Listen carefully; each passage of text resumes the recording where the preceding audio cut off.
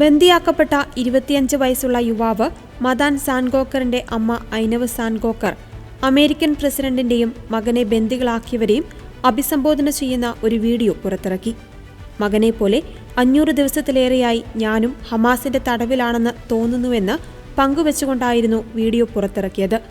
കഴിഞ്ഞ ഡിസംബറിൽ പ്രസിദ്ധീകരിച്ച മദാൻ തടവിലായതിന്റെ ഹമാസ് പ്രചാരണ വീഡിയോയ്ക്ക് സമാനമായ ശൈലിയിലാണ് ഇത് ചിത്രീകരിച്ചിരിക്കുന്നത്.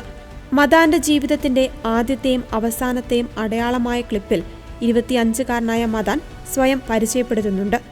ഗാസയിലെ ഹമാസിനോട് ബാക്കിയുള്ള ബന്ദികളുടെ ജീവിതത്തിന്റെ തെളിവ് നൽകുവാനും വെടിനിർത്തൽ നടപ്പിലാക്കുന്നതുവരെ അവരെ സുരക്ഷിതമായി സൂക്ഷിക്കുവാനും അഭ്യർത്ഥിച്ചുകൊണ്ട് ഐനവ് തന്റെ വീഡിയോയിൽ ഹീബ്രുവിലും അറബിയിലും സംസാരിക്കുന്നുണ്ട്.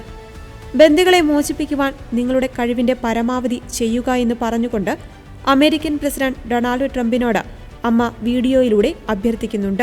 ബാക്കിയുള്ള എല്ലാ ബന്ദികളുടെയും തിരിച്ചുവരവ് ഇസ്രായേൽ സർക്കാർ ഉറപ്പാക്കണമെന്നും ഇല്ലെങ്കിൽ യുദ്ധം അവസാനിക്കില്ലെന്നും മാതാന്റെ അമ്മ വീഡിയോയിൽ പങ്കുവെക്കുന്നുണ്ട്.